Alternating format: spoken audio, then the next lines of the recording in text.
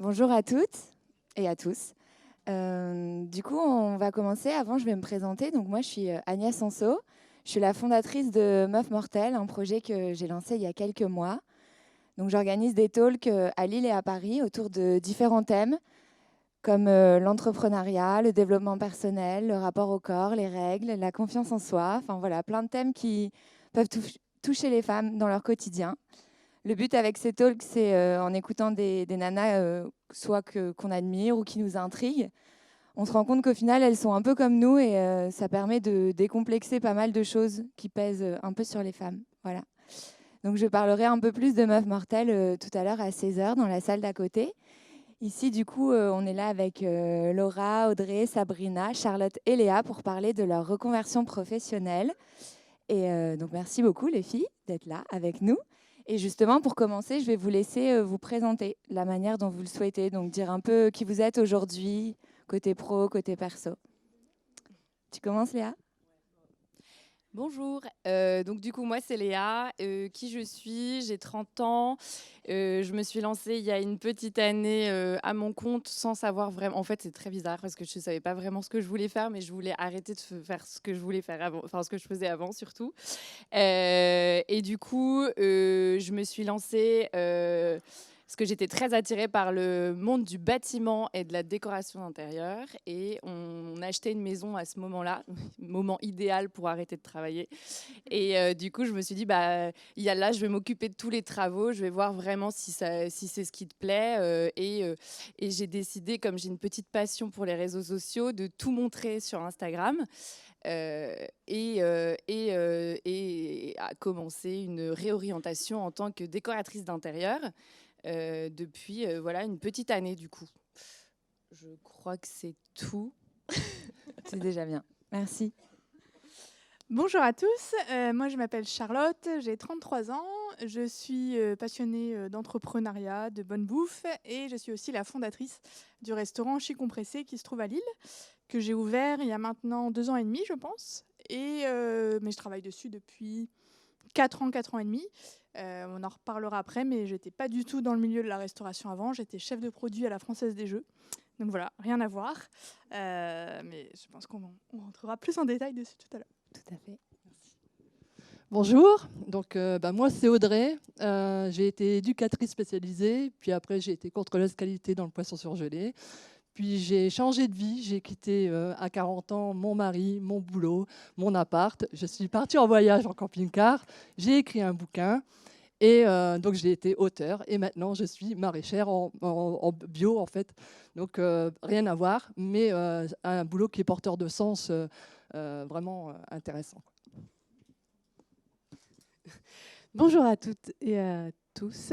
Moi, je m'appelle Sabrina. Je suis la fondatrice de Brume, la boutique végétale ambulante à taille humaine. J'ai créé ça il y a à peu près 2 ans. Et avant, j'étais dans un métier qui n'avait rien à voir. J'étais graphiste pendant à peu près 10 ans. Voilà, je suppose qu'on détaillera ça après. Ah, t'as déjà un micro. Oui, s'il marche. Donc, bonjour à tous et toutes. Donc, je m'appelle... Ah, bah alors, il ne marche pas, donc je vais prendre celui-là. Il faut le... Comme ça, c'est mieux. Non, mais je pense qu'il ne marchait pas, surtout.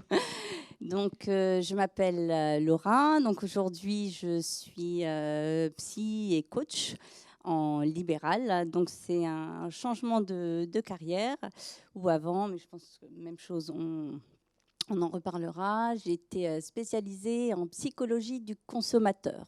Content de dire que ça a été une reconversion, un virage qui était beaucoup plus en phase avec mes valeurs. Et donc de la psychologie du consommateur, passer à la psychologie humaine. Merci beaucoup.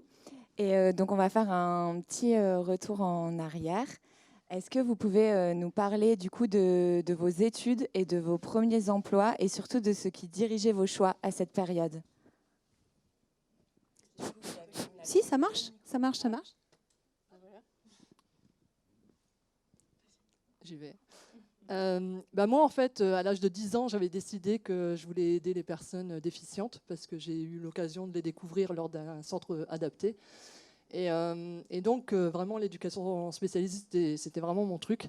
Donc, j'ai tout fait. Mes études, elles ont été vraiment en fonction de ce métier. Je sais pas, après on continue par la suite.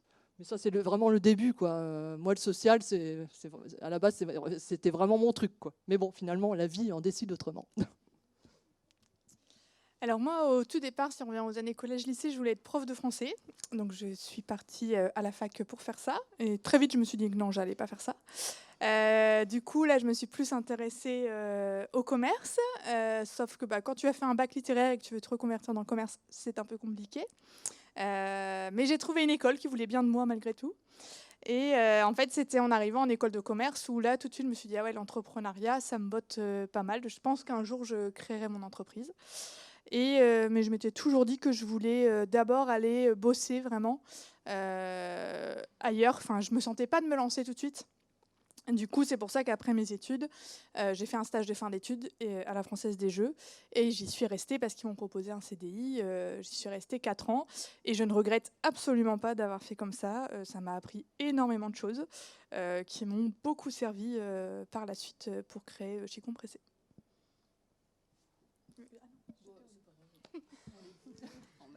La meuf qui ne veut pas parler. Moi, au lycée, je pense, enfin, j'avais voulu faire plein de choses petites comme tout le monde, je pense.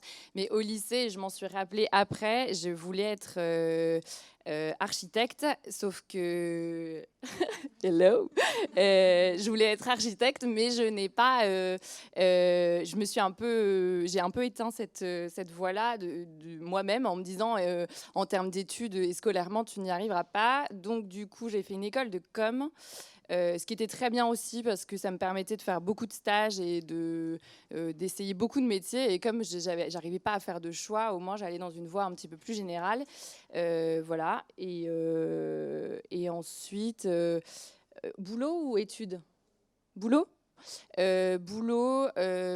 Premier boulot, en fait je rêvais, mon rêve c'était d'être animatrice radio, donc vraiment rien à voir, sauf que j'ai quand même vraiment essayé de le faire et je suis partie pour ça à Montréal parce qu'en France c'est assez difficile de devenir quelqu'un sans être quelqu'un, donc du coup je suis partie à Montréal et à Montréal c'est le rêve américain, on arrive un lundi, on dit qu'on veut être animatrice et à la fin de la semaine j'avais vraiment mon émission radio et c'est pas une blague, c'était un truc un peu fou, voilà, donc j'ai fait ça un petit peu.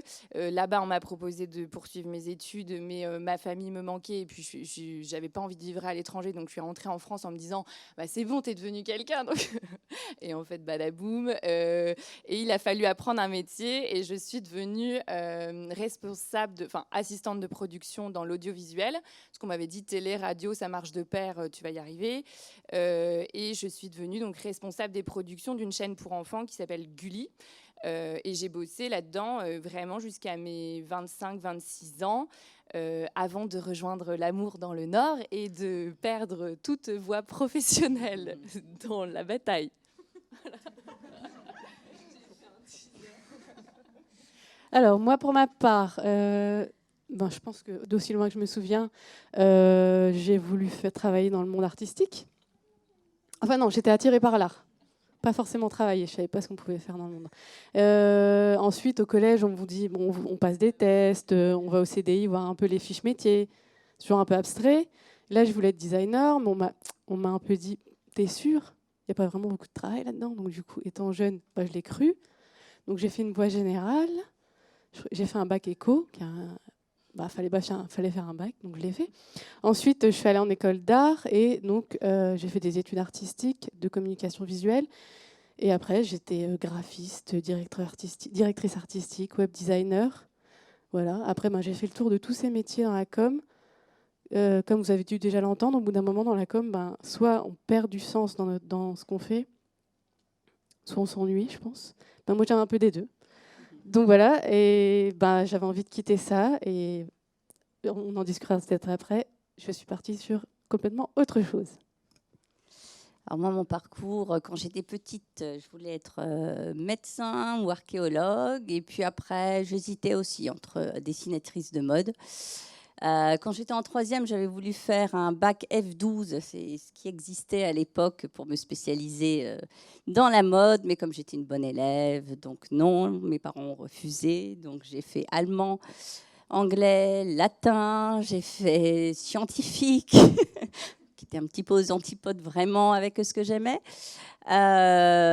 Et comme, voilà, j'ai fait scientifique, mais je n'étais pas bonne en maths, mon prof de maths m'a dit, mais tu ne pourras jamais faire médecine. Donc, je me suis dit, bon, je vais peut-être choisir autre chose. Je ne peux pas faire non plus... alors, la mode, j'y repensais. Et puis, j'ai fait Sciences Éco. Je me suis dit, ce que je vais faire, c'est que je vais voyager. J'ai vraiment envie de voyager.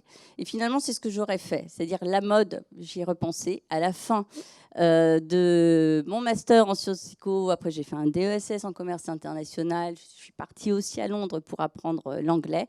J'ai pris ma valise et puis je suis partie à Milan. Et puis, j'ai cherché un boulot dans la mode. Alors, je l'ai trouvé. Je suis restée 6 mois parce que le diable s'habille en Prada, c'est vrai. C'est vrai, je l'ai vraiment testé. Et de là, après, j'ai été recrutée pour travailler dans la communication. Et ça a été des opportunités où j'ai pu aussi beaucoup voyager et être en lien en fait avec ce que je pensais. Pour ça, je mets une nuance. Mes rêves et mes projets, mais qui étaient certainement plus des conditionnements sociétaux parce qu'on faisait... Voilà, là j'ai 45 ans, donc il y a 25 ans, c'était faire HEC, c'était faire du commerce, c'était faire l'international, donc j'ai fait tout ça. Je me suis un petit peu perdue aussi là-dedans. Et donc justement, est-ce que vous pouvez toutes les 5 revenir sur ce qui a déclenché des doutes chez vous et sur cette période de questionnement ? Alors moi, c'était pas du tout des doutes. J'étais bien là où j'étais. Mon boulot se passait bien. J'avais des très bons managers. Mais c'était à Paris. Je suis lilloise et j'ai rencontré mon mari. Et je lui ai dit, tu voudrais pas qu'on rentre à Lille ? Je l'ai un peu travaillé. Il m'a dit oui. Et en fait, j'avais 27-28 ans à l'époque. Et je me suis dit, c'est le bon moment. J'ai toujours voulu entreprendre. J'ai pas de risque à le faire dans le sens où j'ai pas de prêt d'immobilier, j'ai pas d'enfant. Si je me plante, j'aurais perdu des sous, mais voilà, je mets personne trop en danger. Donc, je me suis dit, je vais me renseigner un peu là-dessus. Et en fait, à la Française des Jeux, on n'avait pas de cantine. Tous les midis, on allait manger, chercher à manger à droite à gauche avec mes collègues et on se retrouvait au bureau pour manger ensemble. Et je me suis dit, il y a un truc à faire quand même pour les salariés qui n'ont pas le temps de se faire à manger, mais qui ont quand même envie de bien manger avec des bons produits. Et du coup, je me suis renseignée un petit peu là-dessus. N'ayant aucune expérience là-dedans, je me suis dit, je vais plutôt me tourner sur de la franchise, des concepts qui ont déjà été testés. Comme ça me permettra aussi de me lancer rapidement avec un concept éprouvé, donc c'est aussi rassurant. Donc je me suis renseignée là-dessus, je suis allée au salon de la franchise. J'ai rencontré des personnes qui étaient franchisées, donc qui avaient un peu le même parcours que moi. Et en fait, là, je me suis rendu compte qu'en tant que franchisée, tout ce qui était stratégie, communication, marketing, on ne le gère pas du tout. Et moi, c'est tout ce qui me plaisait, en fait, vraiment. J'avais envie d'y réfléchir et je me suis dit, non, ça va me frustrer, je pense, de ne pas gérer ces choses-là. Donc, je me suis dit, je vais le faire moi-même. Et pleine d'illusions, je me suis dit, je vais embaucher de toute façon un cuisinier au départ, donc c'est bon, ça va pouvoir se faire assez rapidement et tout ça.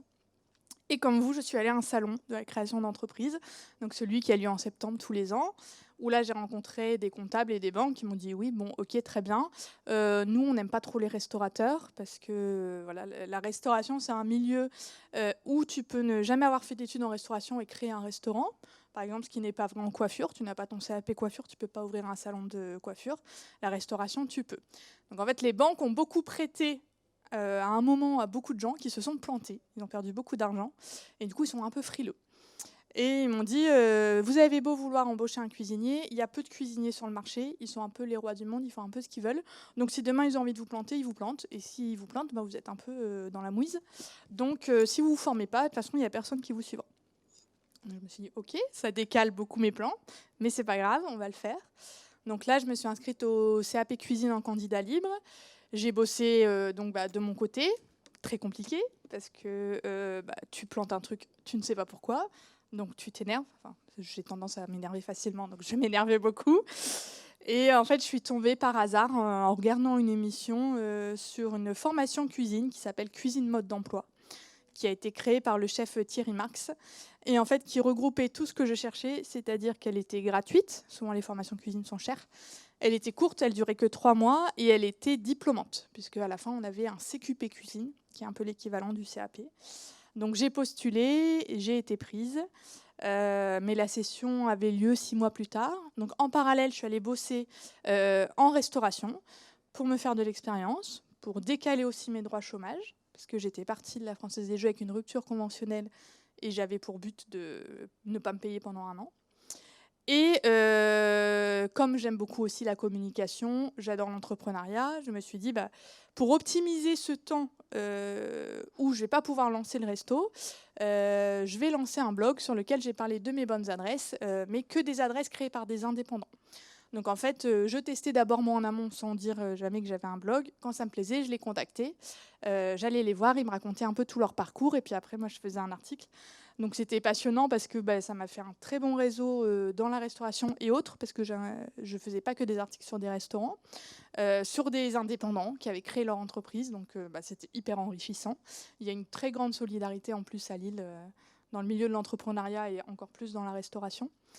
Et surtout aussi, le ton que j'utilisais, tout ça a bien plu et ça m'a permis de me créer aussi une communauté sur Facebook et sur Instagram, auprès de laquelle j'ai pu parler quand j'ai lancé la page de Chi Compressé. Et pour donner un titre d'exemple, quand sur Chicon Choc, par exemple sur Facebook, j'ai mis 3 mois à avoir 300 personnes qui me suivaient, sur Chi Compressé, ça m'a pris 1 semaine, je pense. Donc voilà, c'était. Après, moi, je vous conseille de faire ça seulement si vous aimez écrire. Enfin voilà, il ne faut pas le faire pour se dire je vais le faire parce qu'il faut avoir envie de le faire en fait. Parce que sinon, c'est le meilleur moyen d'abandonner. Mais voilà, moi, j'aimais beaucoup ça. Donc j'avais aussi l'illusion de garder le blog une fois que j'aurais créé le resto. Et puis après, la vie m'a rattrapé, le rythme surtout m'a rattrapé. Et c'était pas trop possible. Voilà. Alors moi, les déclics. En fait, déjà, au tout début, j'ai travaillé très peu dans le social finalement, malgré les études, parce que je cherchais un CDI pour quitter, pour être autonome en fait. J'avais 23 ans, donc voilà. Et j'ai eu une opportunité de partir sur Boulogne-sur-Mer et d'être contrôleuse qualité dans le poisson. Alors moi, je connaissais pas du tout, mais bon, je me suis dit pourquoi pas. Donc j'ai appris en fait sur le tas. Et donc c'était vraiment intéressant jusqu'au moment où finalement, 6 ans après, je crée un burn-out, puisque j'étais dans un milieu en fait avec des valeurs qui ne me correspondaient pas du tout, malgré vraiment ce que ça m'apportait de bien aussi. Et donc un gros questionnement de me dire mais finalement vers quoi je veux aller, parce que là je suis pas bien dans ce boulot quoi. Le burn-out fait qu'à un moment, de toute façon, on ne peut plus aller bosser. Donc, je me suis arrêtée et je me suis vraiment posé les bonnes questions. J'ai fait une thérapie. Alors, la thérapie de groupe a été ce qui m'a aidé le plus pour justement sortir un petit peu ce qui se passait en moi. Et puis, au bout de 2 ans, il y a eu la réflexion de vers quoi je veux aller. Et puis, le social, forcément, c'est revenu en force. Les années étant passées, il y a des lois qui sont passées, donc j'ai pas pu retrouver du boulot comme ça. Il a fallu que je refasse une formation, donc je suis repartie 2 ans en formation d'éducatrice spécialisée. Et après ça, j'ai été embauchée dans un ESAT, donc c'est anciennement CAT, Centre d'aide par le travail, où là, finalement, je m'y retrouvais bien. Mais encore une fois, 2-3 ans après, je commençais à avoir fait le tour. J'étais aussi sur un poste où il y avait des choses qui étaient en contradiction. Et puis, au bout de 6 ans, me voilà dans la même situation que quelques années auparavant. Et là, je le sens arriver et je dis « Ah non, pas un deuxième burn-out ». Parce que quand on est passé une fois, on n'a plus envie d'y retourner. Il a fallu quand même du temps pour en remonter. Donc, voilà. Et donc là, pareil, je commence à me poser des questions, mais si je ne fais pas ça, qu'est-ce que je fais quoi?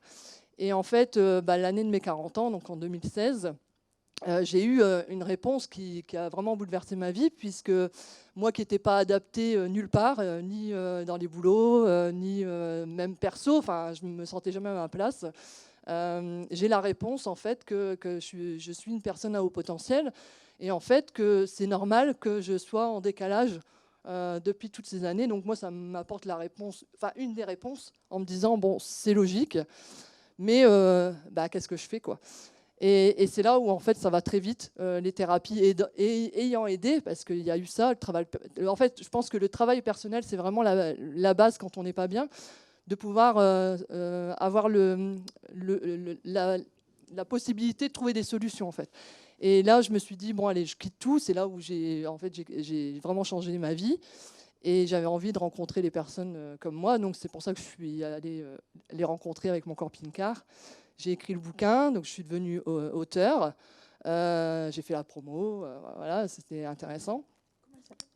Alors il s'appelle À la rencontre de mes semblables à rayures, parce que en fait les surdoués on les appelle aussi des zèbres.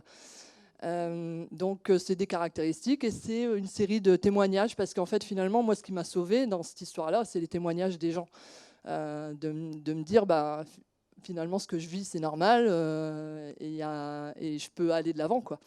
Et puis, pendant ce Tour de France, je savais très bien que j'allais pas en faire ma carrière, quoi. Auteur, c'est très compliqué. Enfin, je savais que vivre d'un bouquin, c'était juste impossible. Enfin, c'était pas possible dans mon cas. Maintenant, c'est possible, hein, mais dans mon cas, voilà, c'était sûr. Et donc, je réfléchissais. Et puis, au détour de vidéos, parce que j'avais le temps le soir de regarder les vidéos, je tombe sur les principes de permaculture, je tombe sur aussi les vidéos de Jean-Martin Fortier, qui est un Québécois qui fait du maraîchage sur petite surface au Québec. Et là, je sais pas, il y a eu un tilt. Mais il faut savoir aussi que mes parents étaient maraîchers pendant 45 ans et qu'à 15 ans, je leur ai dit jamais je ferai votre boulot de fou. Et puis que là, je sais pas, il s'est passé un truc. Le fait d'être en petite surface, d'avoir vraiment un boulot, on peut créer aussi son boulot. Et donc voilà, c'est comme ça que je suis partie là-dedans. Donc le déclic, mes gros déclics ont été vraiment des questionnements et des burn-out, quoi, ou des semblants de burn-out, quoi. Donc voilà. Merci. Alors, pour ma part, comme je vous l'ai dit tout à l'heure, mon déclic, ça n'a pas été fulgurant. Peut-être qu'il y a des personnes dans la pièce qui ressentent la même chose. Je suis allée au travail comme un robot. J'allais le matin, je faisais ce que j'avais à faire, je rentrais. J'aurais pu faire autre chose toute la journée. Enfin, il n'y a vraiment rien qui se réveillait en moi. Enfin, je pouvais faire n'importe quel métier, c'était vraiment alimentaire. Et donc, je sentais cet ennui et qui était devenu une colère, en fait. J'étais en colère d'aller faire un truc qui m'ennuyait toute la journée. Après, ça se passait très bien dans le sens où, déjà avec les collègues, ça se passait bien. C'est peut-être ça qui m'a fait me retenir longtemps dans chaque entreprise. C'est que ça se passait bien humainement. C'est vraiment ce que je faisais de mes 8 heures par jour. Je dis, qu'est-ce que j'ai perdu 8 heures dans ma journée à faire la même chose tout le temps. En plus, la communication, ça fait partie de ces métiers où on produit quelque chose, ça part quelque part et on ne sait pas ce que ça devient. Donc ça nous donne vraiment un sentiment de vide. Donc voilà, j'avais ça. Et en parallèle, chez moi, j'ai commencé à accumuler des plantes. Donc, puis j'ai déménagé, j'ai eu un jardin, une véranda, j'ai commencé à en mettre. Mais dans ma tête, je ne voyais pas le lien, parce que pour moi, c'était une passion, c'est tout. Et au fur et à mesure de mes voyages, surtout à l'étranger, plutôt dans les pays d'Europe du Nord et aussi dans les Amériques, il y a beaucoup de magasins qui des sortes de concept stores de tout et n'importe quoi, et j'ai croisé beaucoup de concept stores végétaux. Et une fois, on allait à Amsterdam, je suis rentrée dans un magasin et je me suis sentie à ma place. Et je me suis dit, c'est ça que je veux faire. Et donc, suite à ça, je me suis dit, allez, maintenant, on va mettre en marche tout ça. Comment je vais faire? Alors, le problème, c'est que c'est la peur qui arrive d'abord. On se dit, je ne peux pas tout abandonner, c'est pas possible. Comment je vais faire? Ça, c'est une montagne, tout se passe dans la tête, alors qu'il n'y a rien qui est sorti de la tête. Je ne l'avais même pas prononcé, que ça me faisait déjà peur. Donc, j'ai commencé, comme je suis quelqu'un d'assez terre à terre, j'ai commencé à voir concrètement comment il fallait faire pour changer les choses. Est-ce qu'il fallait faire une formation? Comment il fallait créer une entreprise? Moi, dans ma famille, il n'y a pas du tout d'entrepreneur, ni de patron, rien, donc je partais de zéro. Donc après, je me suis renseignée auprès de la BGE, qui m'ont accompagnée dans la création d'entreprise. Ensuite, en parallèle, j'ai travaillé 6 mois dans un concept végétal à Paris pour pouvoir tester mes connaissances, voir si j'aimais bien tenir un magasin, en tout cas être présente dans un magasin, l'échange avec les clients. Il fallait que je valide tout ça. Il fallait être rassurée en fait. Donc j'ai fait ça. Ensuite, il fallait bien se lancer. Donc je me suis fait accompagner par une coach. 1, pour déterminer que c'était bien ça que je voulais faire, et 2, pour gérer la transition entre mon salariat et la création d'entreprise. Parce qu'il ne fallait pas que je donne ma lettre de démission, comme Charlotte, il fallait bien préparer la transition, donc rupture conventionnelle. Donc ça aussi, ça se prépare.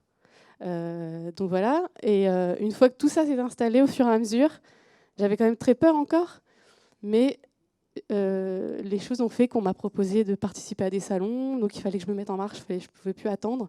Donc j'ai commencé à faire les ventes éphémères comme ça, juste parce qu'il y a une personne que j'ai croisée qui m'a dit « écoute, j'ai une place pour toi dans mon salon, est-ce que tu veux tenir un corner de vente de plantes ?» C'est grâce à cette rencontre que ça s'est déclenché, parce que sinon je pense que j'aurais pu attendre très longtemps avant de me lancer, tellement j'étais paralysée par la peur. Et donc voilà, je suis passée comme ça, progressivement entre guillemets, parce que du coup, je me suis lancée il y a 2 ans, mais je crois que j'y réfléchissais depuis 4 ans. Et je crois que c'est un truc assez féminin. Je ne sais pas ce que vous en pensez, mais de réfléchir beaucoup avant d'agir. Quand j'étais à la BGE, dans notre groupe, je crois que tous les hommes du groupe avaient déjà été, je crois, d'une semaine après la fin de la formation, étaient prêts à ouvrir leur entreprise, alors que toutes les autres, elles cherchaient encore un local. Elles n'étaient pas encore sûres de faire ce qu'elles voulaient faire. Enfin, voilà, donc je ne sais pas si c'est féminin, mais en tout cas, moi j'ai bien réfléchi avant. Avec du recul, je me dis qu'il n'y avait pas besoin de réfléchir autant et que je ne jouais pas ma vie. Et que j'ai passé 10 ans dans la com, j'étais ravie, j'ai juste que mes besoins ont changé. Et ils vont sûrement encore changer. Ça va sûrement évoluer et je vais peut-être faire encore 3-4 métiers. Voilà, il n'y a rien de dramatique. Donc le déclic... Et de figé. Le déclic, c'était donc... le métier que je faisais à ce moment-là ne répondait plus à mes besoins du moment. Voilà. Merci. Alors moi, il y a eu plusieurs déclencheurs et ça a mis du temps aussi. Parce que pendant 15 ans, c'est là où on se retrouve dans nos profils. J'ai travaillé aussi donc, dans la com, dans le marketing. C'était mon job était, oui, valorisant socialement. Donc, j'accompagnais en fait les dirigeants des entreprises du CAC 40, les Nestlé, les L'Oréal. Donc, je côtoyais du beau monde, je voyageais au niveau international, j'avais des équipes aussi au niveau international. Je descendais dans les plus beaux hôtels, j'avais un salaire bien plus élevé qu'aujourd'hui, c'est clair. Donc, c'est comme si j'avais coché en fait tout ce qui s'appelle la réussite. Une réussite sociale, ça je l'avais. Mais il y avait quelque chose au fond de moi qui me disait, c'est comme si je ne me sentais pas vraiment à ma place. C'est-à-dire même si le monde de l'entreprise dans lequel j'évoluais était valorisant, il a aussi été blessant. Dans le sens où je ne me suis pas respectée, quand je faisais des horaires pas croyables. Quand on me demandait aussi de faire des choses qui n'étaient pas du tout en phase avec mes valeurs, c'est-à-dire de faire aussi travailler mes équipes jusqu'à des minuit, des 2 heures du matin, parce que le client, le lendemain, à 7 heures, il faut absolument qu'il ait ses résultats. Et puis, la psychologie du consommateur, qu'on soit clair, ce que je faisais, c'était accompagner les entreprises, leur permettre de comprendre comment le consommateur pense, comment le consommateur ressent, comment il regarde, comment il achète, comment il socialise et comment il vote. C'était ça mon job.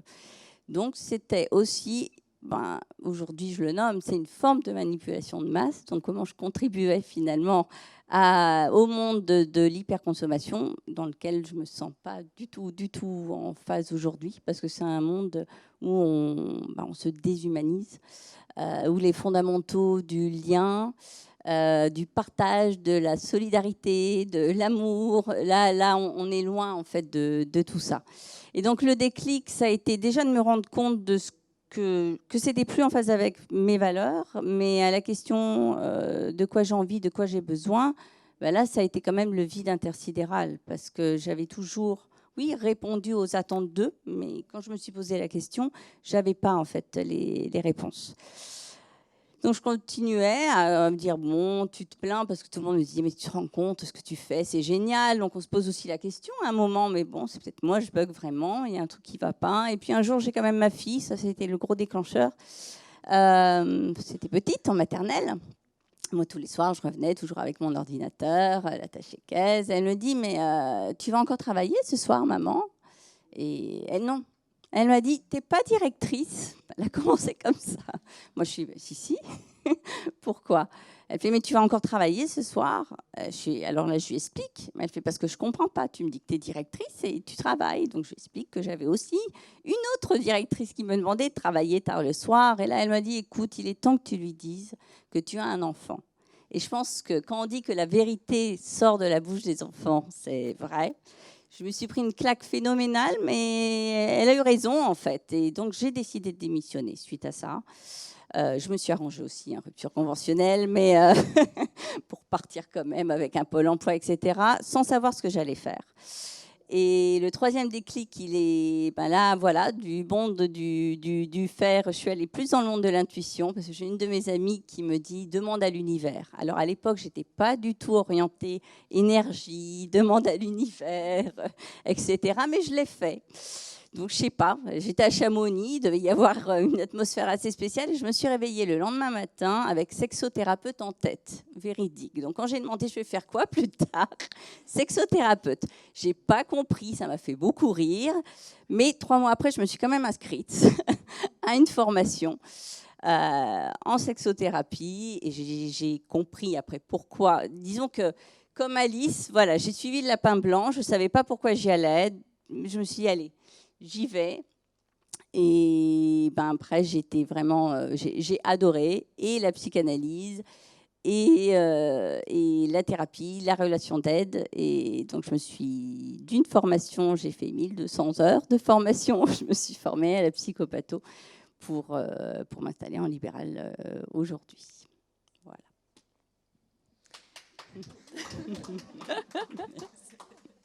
C'est vrai que c'est bien.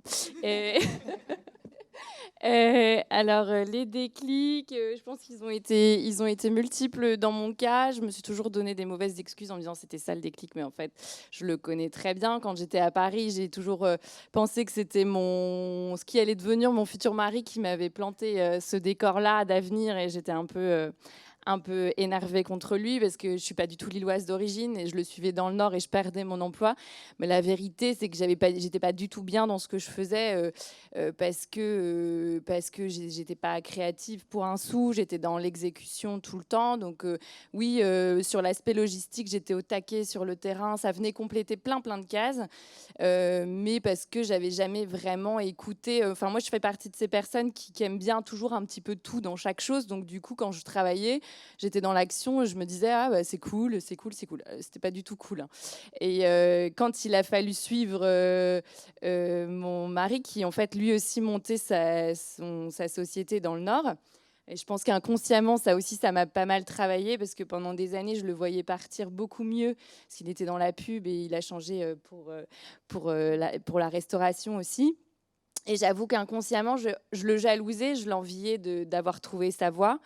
Il est dans la salle en plus, donc c'est un exercice sportif, ce que vous me demandez de faire.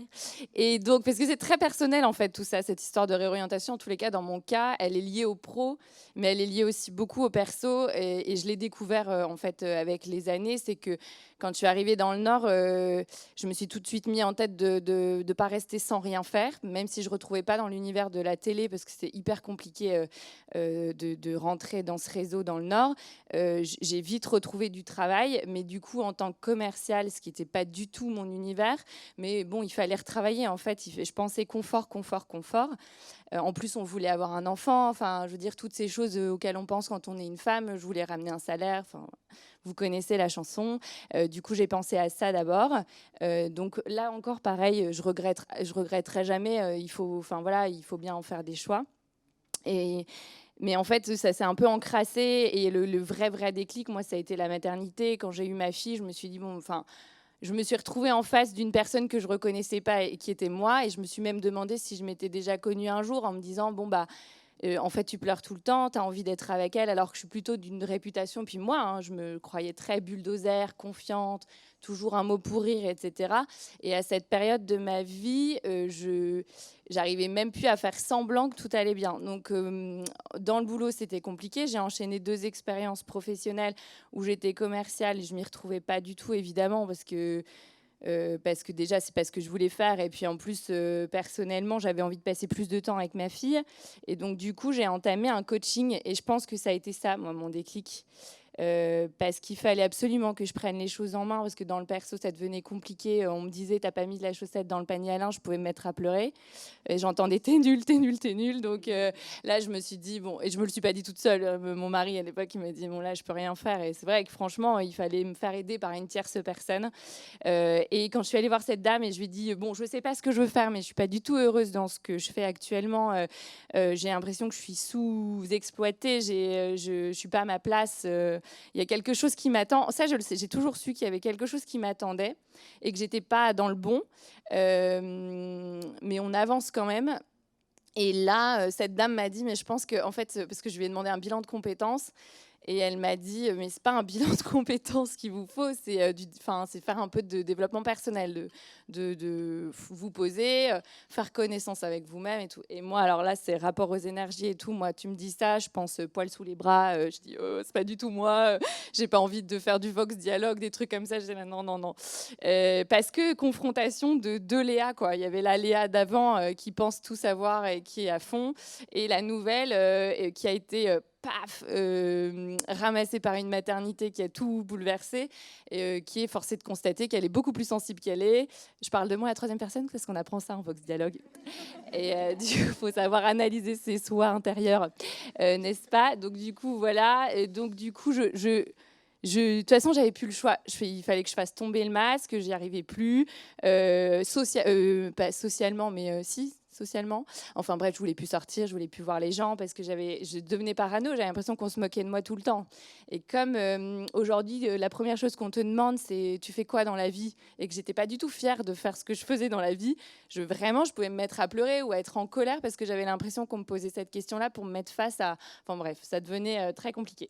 J'ai rencontré cette coach. Déjà, gros coup de foudre, je pense que c'est important parce que j'avais déjà fait une tentative en arrivant dans le Nord et c'était pas le bon moment. J'étais pas prête. Je pense que j'étais en rébellion contre tout et tout le monde. À l'époque, je pensais que c'était à cause de mes patrons, qu'ils savaient pas me manager. Et en fait, j'étais partie en guerre contre un truc qui était trop gros pour moi. Et en plus, c'était pas que de leur faute. C'est moi qui pouvais plus bosser. Il fallait que je bosse à mon compte, en fait. Voilà. Et cette coach révélation, je pense que c'est essentiel. Je ne sais pas dans quel stade vous en êtes, mais en tous les cas, quand on a envie peut-être de se faire accompagner, moi, dans mon cas, il fallait que ça fit. Ça a quand même duré 1 an et demi. 1 an et demi d'investissement perso parce que je ne voulais pas en parler à mes patrons parce que je ne pouvais pas le faire passer sous le compte d'une formation quelconque, donc c'était pas financé. Mais c'était hyper important. Et quand j'ai décidé d'aller voir cette personne, le déclic, il a été, j'allais dire, je savais toujours pas ce que j'allais faire. Et d'ailleurs, elle a commencé en me disant ça, hein, j'ai pas de baguette magique, je vais pas vous dire ce que vous allez faire à la fin de ce coaching. Mais de me connaître moi, je me suis rendu compte qu'en fait, je le savais ce que je voulais faire. Quand j'ai dit putain, non, pourquoi je dis putain? C'est pas grave. Non, mais il faut savoir que c'est un exercice un peu stressant. Déjà, je suis rentrée dans la salle et on demande de se présenter. Je ne pensais pas du tout qu'il y avait autant de monde. Donc, c'est pas grave, j'ai un peu des mouillettes, mais tout va bien. Mais là, je sais pas pourquoi j'ai dit putain. Mais bon, bref, putain. Et donc, c'est filmé en plus. Et donc, je sais plus ce que je disais. Mais... Tu disais quand on t'a demandé... Ah oui. Tout à l'heure, dans mes études et tout, enfin ça c'est ma coach qui m'a fait faire un travail et qui m'a dit mais en fait vous vouliez être architecte quand vous étiez jeune. Et en fait j'avais complètement oublié moi. Et on s'écoute pas du tout en fait pendant cette période où on nous demande de choisir L, S, machin, commerce. On y va, on est go parce que les parents, parce que les potes, parce que tout ça et qu'on veut gagner de l'argent et tout. Et donc du coup on sait pas. Et c'est vrai que j'ai complètement oublié que je voulais être archi. Et en fait c'est elle m'a pas dit ce que j'allais faire. Elle m'a juste fait me rappeler ce que j'aimais, quels étaient mes besoins, mes valeurs. Et en fait, la dernière séance, elle m'avait dit, vous verrez, on mettra tout sur une page blanche et ça sera écrit ce que vous allez faire. J'étais là, ouais, bien sûr. Et en fait, c'est ça. Ça s'est passé comme ça. Un jour, elle m'a dit, bon, le dernier exercice, mettez sur une table tout ce qui compte pour vous et tout ce que vous voulez voir dans votre vie. J'ai mis mon téléphone portable parce que je me filme tous les jours. Je suis blogueuse. Non, mais c'est pas vrai, mais ça c'est un petit truc en plus, mais qui me fait rire et voilà, qui l'air de rien m'a beaucoup aidé. On y reviendra peut-être. J'ai mis mes crayons, du papier, mes croquis, parce que j'ai toujours crayonné des choses. En fait, tout ça, je le voyais pas du tout. Je l'ai complètement occulté. Et quand je lui ai montré ça et je lui ai dit voilà, bah moi, ce qui compte dans ma vie, c'est la décoration. Bon, ça paraît un peu futile comme ça, mais je vous épargne les raccourcis. Mais bon, bref, il y avait 3 pôles. Il y avait l'audiovisuel qui a toujours compté et comptera toujours, la décoration d'intérieur et l'aspect journalistique qui compte aussi beaucoup pour moi, l'écriture, le dialogue, etc. Et donc du coup, rien que ça, j'étais contente. On n'est pas sorti en disant tu seras décoratrice d'intérieur, Léa. C'était ok, tu as ça dans ta vie, tu l'as identifié. Maintenant, tu sais que quand tu vas pas très bien, bah, c'est parce qu'il manque un de ces 3 pôles. Et à l'inverse, voilà. Enfin, maintenant, c'est vrai que dans le quotidien, je sais pourquoi je vais plus ou moins bien. C'est que non, c'était pas ça en fait mes 3 pôles. C'était audiovisuel, journalisme, décoration d'intérieur et création. Et dans création, je savais pas si ça voulait dire créer, monter une boîte ou créer retour à la terre, quoi, parce que j'ai toujours aimé la sculpture et le dessin. Donc je me suis dit si ça se trouve, tu veux créer des objets déco. Ça, je le sais toujours pas d'ailleurs. Et voilà. Et je m'emballe là peut-être. Non, c'est bien. C'est bien. Ouais. Okay. Mais justement, j'allais revenir sur les réseaux sociaux. Ouais. Parce que du coup, tu dis que tu es blogueuse. Non, mais je dis ça en riant, mais c'est parce que je me suis toujours un peu foutue de la, oui, justement, de la et la tête place des blogueuses. que ça a eu. Mais ça a eu de la place parce que j'ai une appétence pour Instagram déjà à la base. Je pense comme Charlotte, c'est qu'il ne faut pas se forcer à le faire, mais quand on aime ça, c'est vrai que c'est un atout qui est quand même énorme. Et en fait, c'est ma communauté qui m'a soufflé ce que j'allais faire. Quand j'ai lancé les rénovations de notre maison et que je l'ai audiovisualisé, c'était un exercice que j'avais proposé à ma coach à l'époque en lui disant « J'ai un problème avec l'image que je renvoie et ce que pensent les gens. J'aimerais bien me confronter vraiment à l'image et tout montrer. » Et elle m'a dit pour quelqu'un qui n'aime pas ce qu'on pense d'elle, c'est couillu parce que ça peut faire mal, quoi. Et je lui dis ouais, mais je crois que c'est bien, ça va me mettre une carotte. Comme ça, je vais avoir des choses à montrer tous les jours. Je ne vais pas me morfondre parce que comme je ne savais pas techniquement ce que j'allais faire, si j'allais reprendre une formation, etc., j'avais besoin d'avoir des missions tous les jours. Donc du coup, le côté blog et de montrer des choses, ça m'imposait un peu un rythme et une orga. Donc je l'ai plus vécu comme ça en fait. Et là, premier jour de chantier, je me retrouve avec mes artisans, des matériaux que j'ai choisis, des partages d'adresses et tout. Et là, mais vraiment, il m'a fallu 3 jours même pas pour savoir que j'étais dans le bon. Je me suis retrouvée dans le placo, dans le truc et tout. Je me suis dit, mais c'est... Et à rire avec mes blagues de chantier et tout. J'étais trop bien, enfin, avec mes gars et tout. J'étais trop bien. Enfin bon, bref, et les réseaux, en fait, m'ont suggéré mon boulot parce qu'on m'a contacté une fois en me disant, mais du coup, ce que tu fais chez toi, est-ce que tu peux venir le faire chez moi ? Et là, en fait, à l'époque, on s'était dit un truc aussi avec ma coach, c'est que je me disais plus jamais non parce que t'as pas ci, pas ça, pas ça. J'ai dit oui à tout ce qui me faisait plaisir. Donc j'ai dit oui à un premier coaching, mais vraiment comme ça à l'arrache, 2e, 3e, et puis en fait, c'est comme ça que je suis devenue coach en décoration d'intérieur. Mais je me ferme pas à d'autres sphères pro. La preuve, enfin ça c'est pas une sphère pro, c'est clairement pour le partage, mais c'est aussi quelque chose que j'aurais jamais imaginé faire il y a 1 an, mais j'ai décidé de dire oui quand ça me faisait plaisir. Et je pense que le plaisir guide quand même. C'est tout nouveau ça, hein, parce que normalement je suis plutôt féminine aussi à calculer et tout machin. Mais là j'avoue qu'en fait c'est aller plus vite que moi, et c'est pas plus mal parce que du coup j'ai même pas eu le temps de me poser les questions qui font flipper. Parce qu'aujourd'hui, j'ai même pas encore mon statut, donc c'est pour vous dire, je fais en fait, c'est des concours de temps, de machin, parce que je suis enceinte et voilà et machin. Mais c'est allé beaucoup plus vite. J'ai été rattrapée par le truc, mais je préfère 1000 fois que ça se passe dans ce sens-là, parce que s'il avait fallu que je passe par la création d'abord, un business plan, un machin et tout, mais c'est sûr que j'aurais pas fait ça. Enfin, et en fait, c'est les réseaux sociaux, parce que j'allais perdre le fil. Là, je te vois, Jean-Pierre me regarder là comme ça. Et c'est clairement les réseaux sociaux qui m'ont aidée. Franchement, les gens qui te poussent, qui sont hyper enthousiastes et qui font ressortir chez toi le meilleur, enfin, ça ne peut que t'aider. Et voilà, donc évidemment, je suis dans les clous, hein, je ne me rémunère pas. J'ai eu une rupture conventionnelle en fait à l'époque, donc je vis encore grâce à ça. Et d'ailleurs, on a beaucoup de chance en France.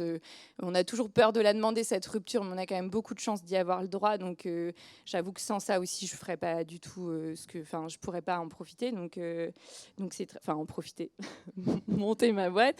Mais voilà, les réseaux sociaux, moi, j'avoue que ça a été un tremplin. Je ne peux pas dire autre chose. Et du coup, toutes les 5,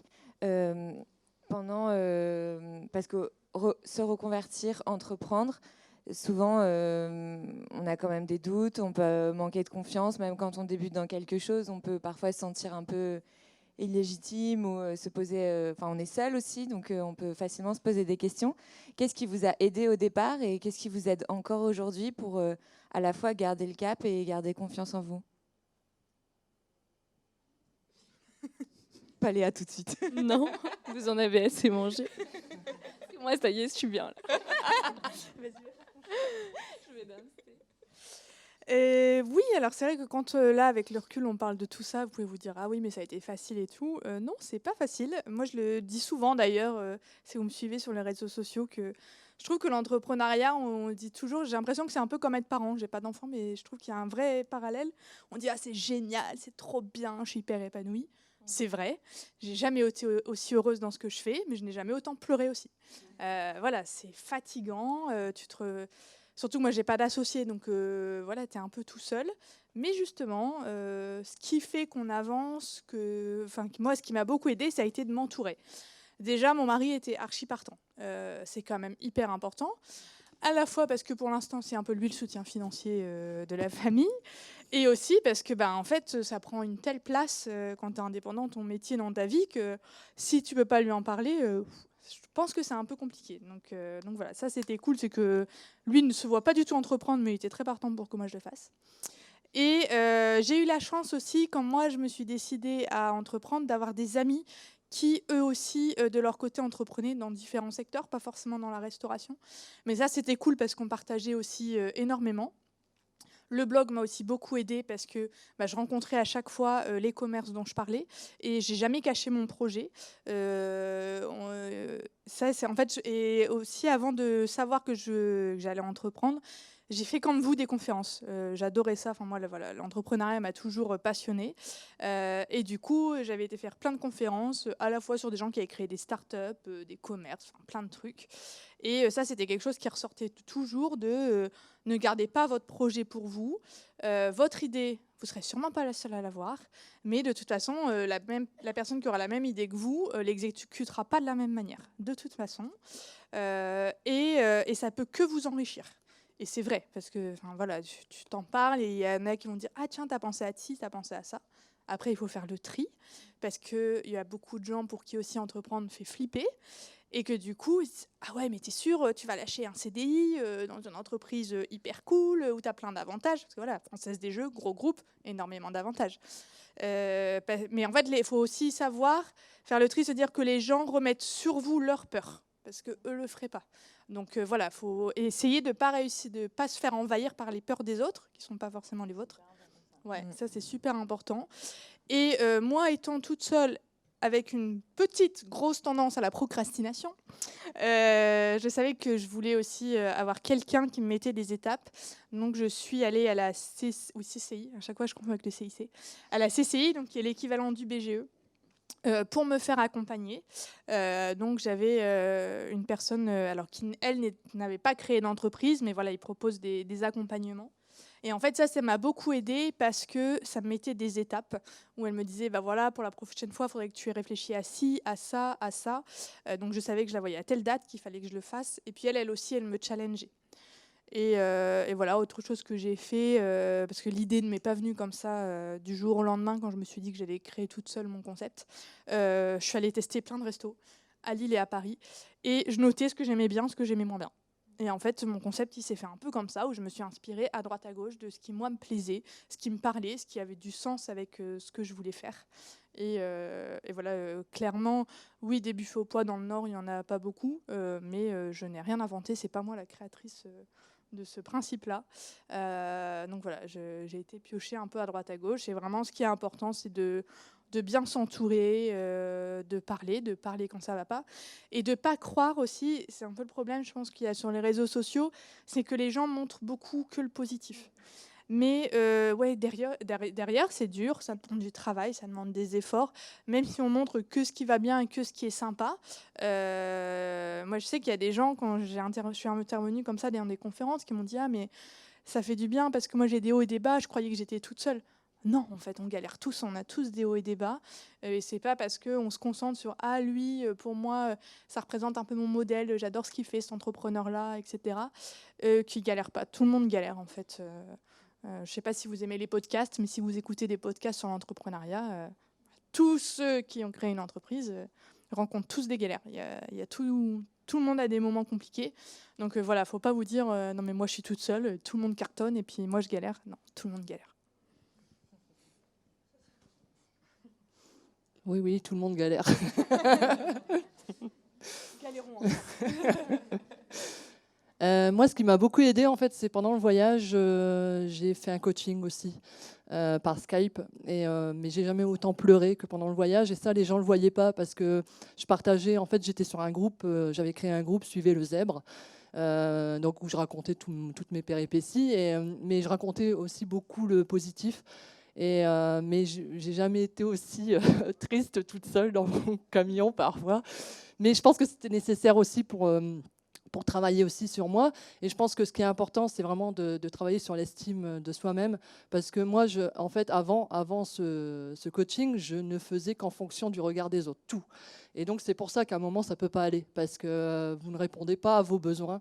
Et puis, vous vous réveillez un jour en vous disant « Mais qu'est-ce que je fais là, quoi ? Pourquoi je fais ça ?» Et vous ne comprenez pas, et donc il n'y a pas de sens, quoi.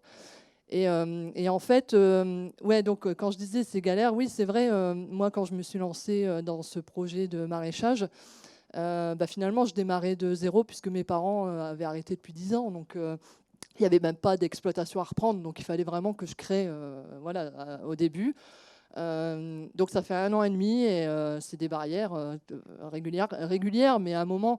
le fait d'avoir une bonne estime de moi et de croire en mon projet fait que j'y vais et je lâche pas parce que ça a du sens. Il faut toujours se reposer la question pourquoi on le fait.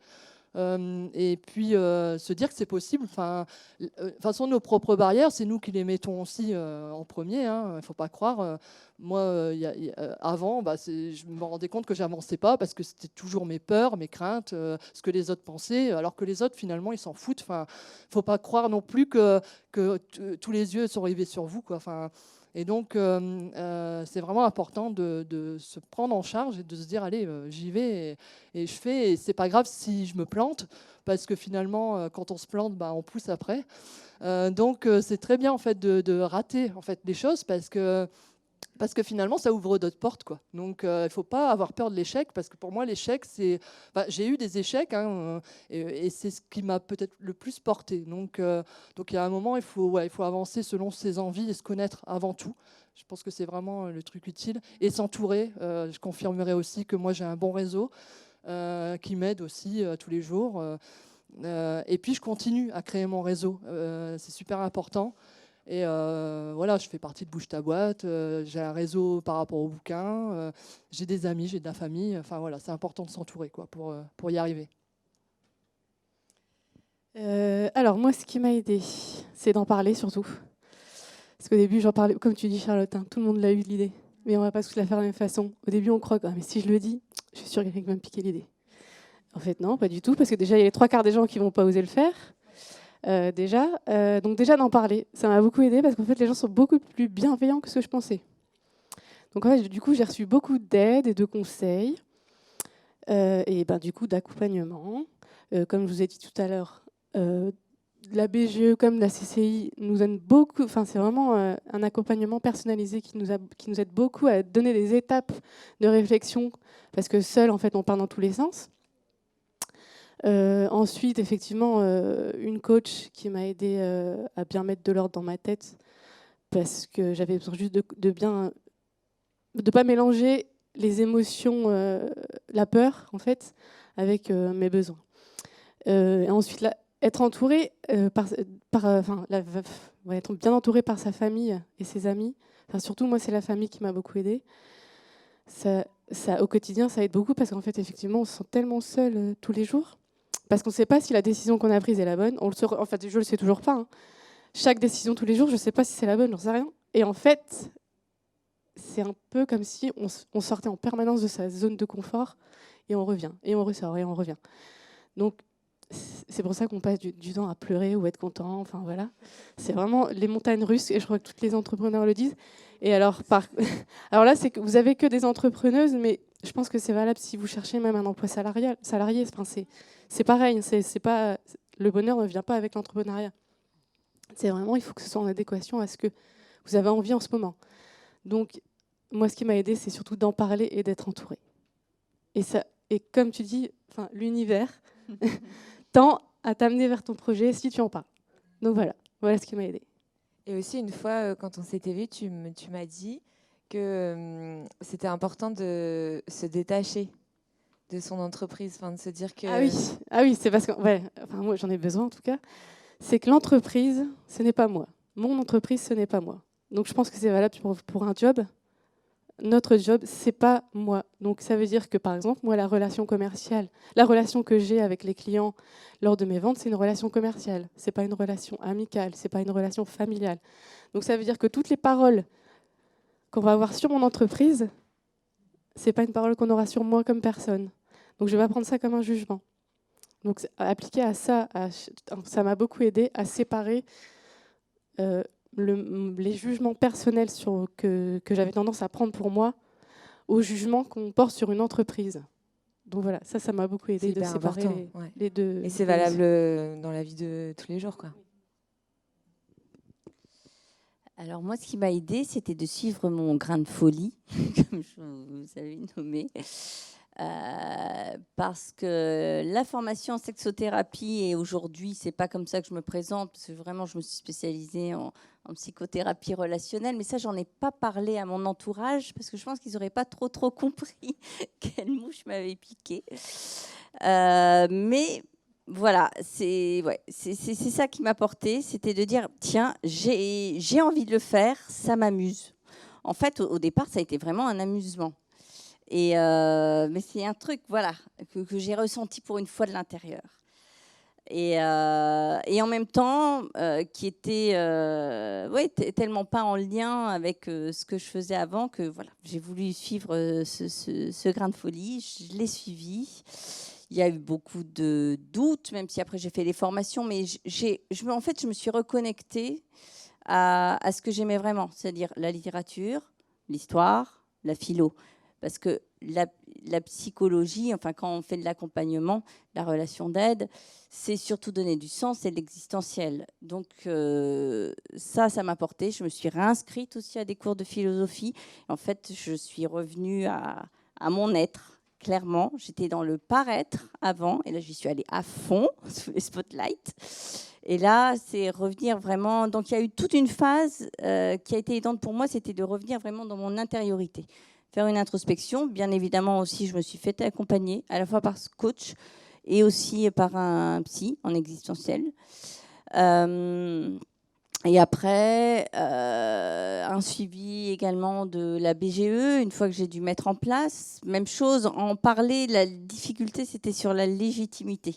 Comment je vais dire que maintenant je suis psy? Il n'y avait pas vraiment de lien avec... J'avais un réseau énorme, mais dans l'entreprise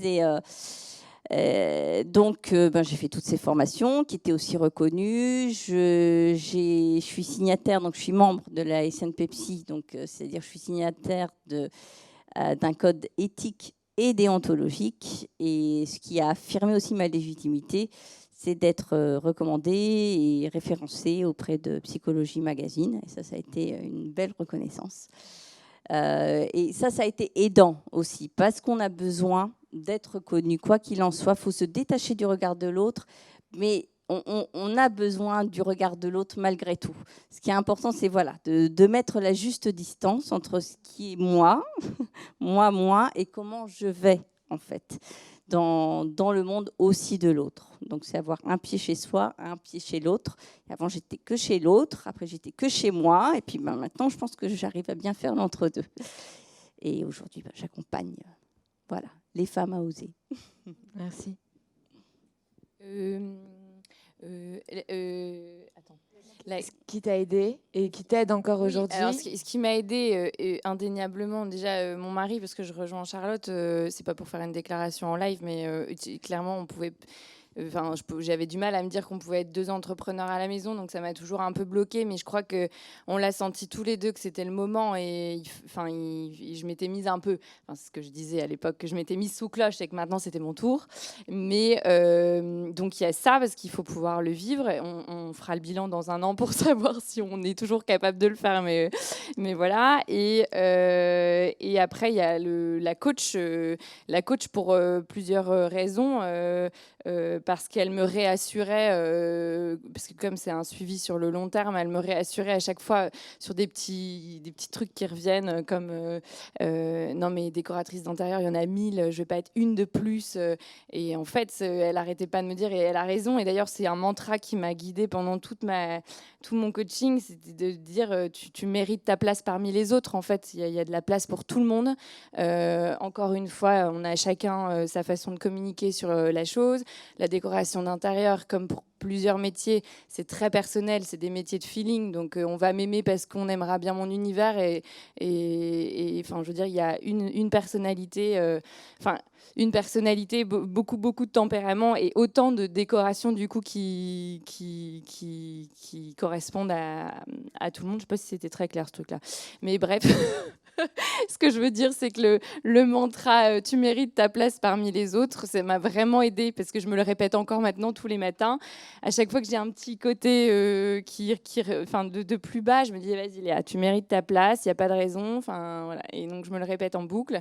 Et je suis d'accord pour l'entourage et la famille, pour le côté support, voilà, mais c'est pas ce qui m'a le plus aidée, dans le sens où finalement les aides, elles viennent de gens parfois tu pensais pas qu'elles viendraient d'elles, parce que les parents, ils sont hyper inquiets pour nous. Donc, moi, ils m'ont tout de suite dit mais là, tu gagnes un salaire tous les mois. Enfin, vous êtes quand même parents. Ça va aller et tout. Donc, en fait, non, c'était plutôt un frein d'en parler à ma famille. Donc du coup, se rapprocher des groupements de parole, et ça, on a une chance aujourd'hui, je trouve, c'est qu'on en parle de plus en plus. La reconversion, c'est quelque chose, la réorientation, tu as l'impression que tout le monde en fait. Donc on est moins seul. Et ce qu'on fait aujourd'hui, ce que vous faites, moi à l'époque, je n'approchais pas un groupe d'1 mètre, parce que j'avais l'impression que ça ne me concernait pas. Maintenant, et grâce aux réseaux sociaux aussi, l'air de rien, je trouve qu'on est... il y en a beaucoup qui diront, ça c'est un autre débat, que ça éloigne, mais je trouve que ça peut rapprocher aussi. On fait de très belles rencontres, on se livre beaucoup plus, et en fait ça donne lieu à des exercices qu'on n'avait pas l'habitude de faire. Typiquement là, ce qu'on fait là, ça aide à pitcher son projet, donc du coup quand on le pitch, on se dit ah non mais là j'aurais dû dire ça plutôt que ça. C'est des exercices quoi, donc en fait d'en parler, donc en fait on aura dit la même chose toutes, mais d'en parler, c'est très important, de choisir ses interlocuteurs aussi. Et on a la chance d'être quand même dans une société qui évolue en bien, et avec pas mal de bienveillance sur ces domaines-là. Donc il faut en profiter à fond, quoi. La BGE, moi j'ai halluciné de l'accompagnement qui est toujours en cours en ce qui me concerne. Je suis tombée sur un conseiller qui est vraiment top, et qui m'aide beaucoup. Donc je trouve qu'on est plutôt chanceux. Après, il faut aller fouiner, quoi. Faut y aller, faut aller chercher. Je vais vous poser une dernière question pour conclure, parce qu'on est un peu dépassé, et je voudrais que si jamais il y a des questions, elles aient le temps de les poser. Donc pour conclure, si vous deviez donner un conseil du coup à quelqu'un qui est un peu perdu, qui ne sait pas ce qu'il attend, qui ne sait pas ce qu'elle aime, ce qu'elle devrait faire, etc. Peut-être quelque chose que vous auriez aimé qu'on vous dise à un moment donné. Moi, ce serait que rien n'est définitif, c'est-à-dire que vous pouvez essayer. Si vous vous rendez compte que c'est pas ça qui vous plaît, que vous vous êtes planté, c'est pas grave. Vous pouvez faire autre chose. C'est vrai que je pense qu'on peut être c'est marrant parce que moi, quand je regarde mes parents, toute la génération de mes parents, c'est des gens qui, pour beaucoup, ont fait toute leur vie de boulot dans la même entreprise. Je pense que nous, on est une génération qui change tout ça. Voilà, moi, pour l'instant, j'ai chez Compressé. Je suis pas sûre que dans 5 ans, j'aurai toujours ça parce que, comme vous disiez aussi, j'ai d'autres envies, j'ai plein de choses qui me passionnent. Et voilà. Et si ça marche pas, c'est pas grave, c'est pas définitif. Vous pouvez réorienter toujours ce que vous faites, en fait. Comme tu disais, votre plus grosse barrière, c'est vous. Donc voilà, on s'est tout dit, hein, j'y vais mais j'ai peur. Hein. Enfin voilà, c'est ça. Bah, je rajouterais juste que ouais, il faut oser en fait. Il n'y a rien qui est définitif, effectivement. La vie change tout le temps. En fait, vous pouvez être quelqu'un aujourd'hui et puis une autre personne demain. Il y a rien qui peut vous arrêter là-dedans, quoi. Enfin, vous faites vraiment ce que vous êtes acteur de votre vie, quoi. Donc, pour moi, c'est ça. C'est vraiment y aller. Et puis voilà. Je vais dire la même chose, oser, réfléchir moins et oser. Et même si on sait pas, même si vous savez pas ce que vous voulez faire là maintenant, au fond vous le savez, mais là vous le savez pas encore. Une fois que vous enlevez la couche d'angoisse, la couche de peur, la couche de questions, vous allez trouver. Et expérimenter. Il n'y a pas de secret. Et c'est comme tu disais, on va faire une erreur et c'est comme ça qu'on avance. Donc vraiment, si on m'avait dit, mets ta peur de côté, enfin, tu auras peur de toute façon. Tu vas faire des erreurs de toute façon, vas-y, lance-toi. Il y aura rien de grave, ça sera toujours moins grave que ce que tu imagines dans ta tête. Donc, vas-y. Ce sera aussi en lien et forcément avec la connaissance de soi, parce que je pense qu'il est capital, c'est de croire aussi à son projet avant de se lancer. Et donc, apprendre à se connaître, ça ne se fait pas seul non plus, parce que la racine du mot, c'est naître avec. Donc, et apprendre à se rencontrer pour savoir quels sont ses besoins, ses désirs, ses envies, s'interroger en fait sur ce qui va pouvoir remettre du mouvement. Et je pense que le désir, et ça c'est quelque chose qui se sent. Et c'est vrai que toutes les 5, on a beaucoup parlé, on a toutes été des femmes, oui, guerrières. On a eu l'époque de la guerrière, et puis après, on a toutes dit qu'on a été dans la sensibilité. Et il ne faut pas oublier qu'en tant que femme, c'est une de nos valeurs fondamentales aussi, la sensibilité, l'intuition. Donc c'est revenir aussi à ces fondamentaux-là, qui sont un peu trop oubliés dans une société où on nous demande d'être à la hauteur, efficace et performante. Mais ça, ce n'est pas de l'épanouissement, c'est de l'épuisement. Donc c'est revenir à son essentiel et apprendre à se connaître. Et puis quand on se connaît, on s'aime de plus en plus, avec ses failles, avec ses faiblesses. Aller à la rencontre de ses failles aussi, puis se dire que ce n'est pas grave, et puis d'aimer pleinement en fait ses imperfections. Puis c'est ça qui permet vraiment d'aller de l'avant. Il y aura des doutes, mais c'est comment après pouvoir les dépasser et sentir qu'en soi, il y a quelque chose qui devient solide aussi. Merci beaucoup. Léa, tu as quelque chose? Moi, je l'avais un peu déjà vendu avant, mais vraiment, le mantra qui m'a porté, et je le répète, c'est « vous méritez votre place parmi les autres ». Ça doit vraiment, en fait, ça revient à rejoindre un peu tout, parce que quand on me posait la question de ce dont j'étais le plus fière dans toute cette histoire de réorientation, c'était d'avoir fait connaissance avec moi-même. Alors finalement, c'est même pas la finalité qui compte, c'est vraiment le chemin. Wow. Parfait. C'est mignon. Merci. Voilà. Bon, déjà, du coup, merci les filles pour votre témoignage. Et est-ce que vous auriez des questions? Ouais, carrément. Donc ma question s'adresse à Laura Passuelo. Pour rester sur la thématique de oser se lancer, donc vous avez créé Elle Ose. Est-ce que vous pouvez nous en dire plus? Oui. Alors Elle Ose, c'est un nouveau projet. Donc au départ, déjà le cabinet, c'est Oser être. Donc c'était quand même dans mon lead de Oser être. Et puis j'accompagne donc au cabinet des hommes et des femmes à se reconnecter à leurs désirs, à leurs envies. Et ce dont je me suis rendu compte, c'est qu'il y avait quand même quelque chose d'assez commun chez les femmes, c'est d'avoir plein d'idées, mais d'avoir parfois cette difficulté en fait de pouvoir l'amorcer, d'être paralysée dans ses peurs. Et donc l'objectif de Elle Ose, c'est de ne pas être dans l'individuel, mais d'être dans du groupe. Donc ce sont des ateliers ou en binôme en fait avec des artistes. Donc il y a un atelier à la fois sur l'image de soi et l'estime, parce qu'il y a une vraie confusion. On parle beaucoup, c'est vrai, des réseaux sociaux, mais du coup ça peut être confusant entre l'image que je donne et l'estime que j'ai de moi, et c'est pas du tout la même chose. Donc pouvoir le déplier à la fois dans la pensée, mais aussi de travailler du coup sur cet atelier-là, par exemple, avec une photographe qui va permettre voilà, de travailler son image, mais en expérience. Donc je dirais Hello, si je le résume, ça va être de l'expérientiel, avant toute chose, où tête et corps, on les réunit à nouveau, on met du mouvement et de la créativité et du partage entre femmes. Voilà.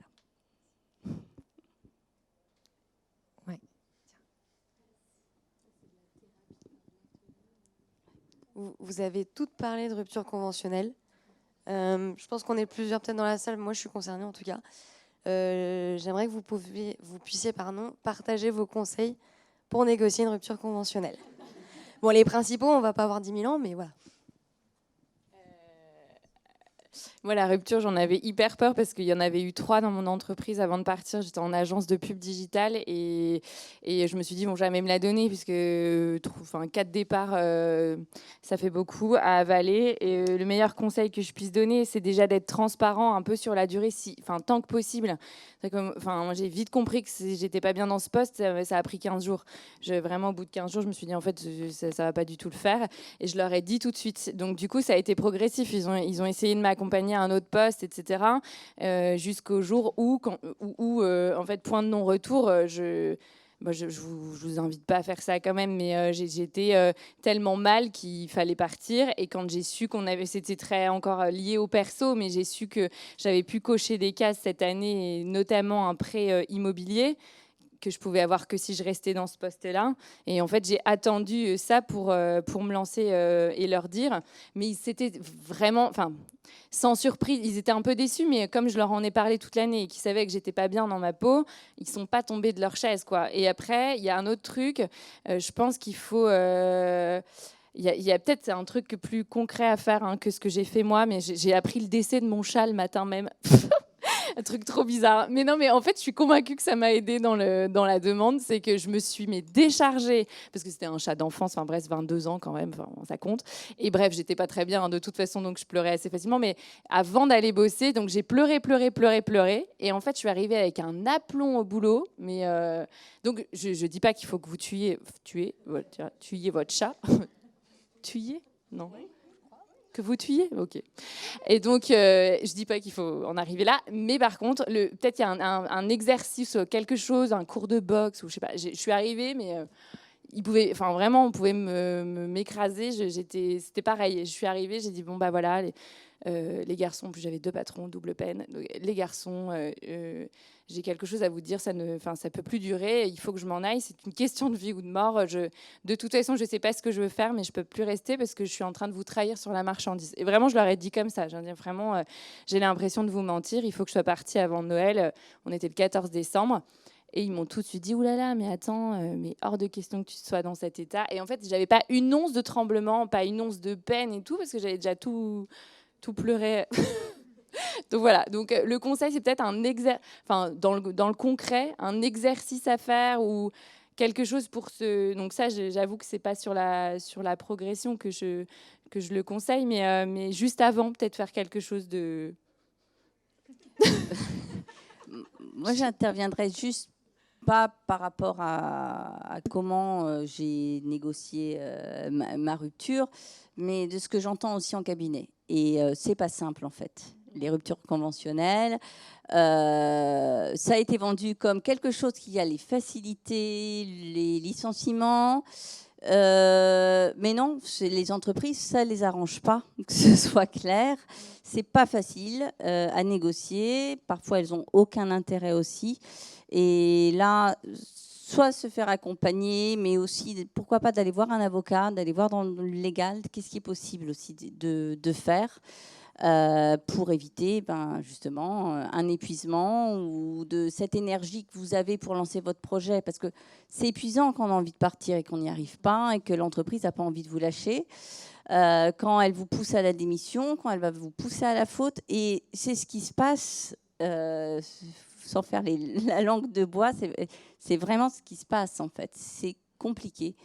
Et ça, je l'entends souvent en cabinet, la difficulté quand même qu'ont les personnes à pouvoir faire une rupture conventionnelle, tout en sachant que démissionner, on n'a pas le Pôle emploi tout de suite. Donc ça aussi, ce serait bien que légalement, ça puisse se faire différemment, sinon les gens démissionneraient. Bon, après, il y a d'autres astuces, mais là, je me tais. S'il y a des avocats ou autres, ça freine énormément en fait l'idée de la rupture, alors que moi je m'en suis fait tout un monde pendant 1 an. Et en fait, quand je l'ai dit, ça m'a paru hyper facile, alors que non mais on m'entendait. Non mais en fait, j'ai paniqué de ça et ça m'a fait cauchemarder tout pendant 1 an. J'étais trop mal à l'idée de l'annoncer. Et en fait, je me suis rendue... Bon, alors, je dis pas que c'est peut-être un peu bisounours de penser ça, mais pour le coup, ça a été beaucoup plus facile que ce que j'imaginais. Donc, il faut aussi... Je suis d'accord, il y a les deux...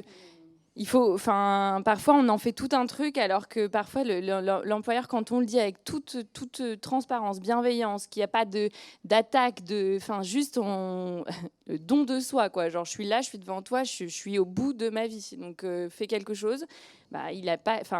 Franchement, moi j'ai entendu des mauvaises expériences de rupture, mais moins que de bonnes expériences. Donc, je pense que ça dépend beaucoup de la structure de l'entreprise elle-même aussi. Hein. Ouais, c'est vrai. Les grosses boîtes, je sais pas. Peut-être, dans mon cas, ça avait été refusé en fait une première fois, mais j'ai pas lâché. Et en fait, il faut les arguments. Moi, j'ai prouvé par A plus B que je demandais des choses à ma boîte depuis 5 ans et qu'en fait, ils n'y répondaient pas et que donc je ne pouvais pas m'épanouir en fait en leur sein, alors que la boîte prônait quand même un épanouissement du personnel et des personnes accompagnées. Donc en fait, je pense qu'il faut vraiment avoir les arguments. Et en fait, j'y suis retournée 4 mois après.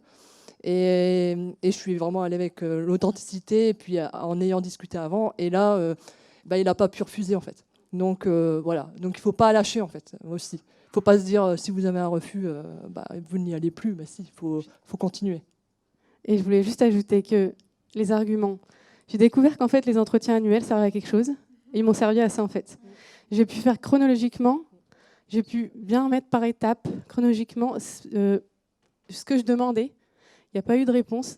Donc, c'est venu à mon grand ennui dans mon travail. Donc, s'ils n'arrivaient pas à répondre à ma demande, il n'y avait pas de raison que je reste. Donc, ces entretiens annuels m'ont servi. Et c'est grâce à ma coach qui était en ressources humaines qui m'a beaucoup aidée là-dessus.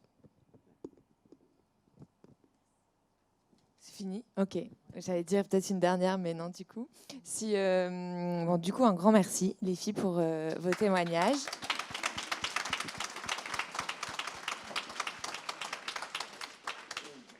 Et du coup, j'imagine que si certaines ou certains d'entre vous ont une question à leur poser, elles sont peut-être là encore 5-10 minutes. Voilà. Donc, profitez-en et passez une bonne après-midi.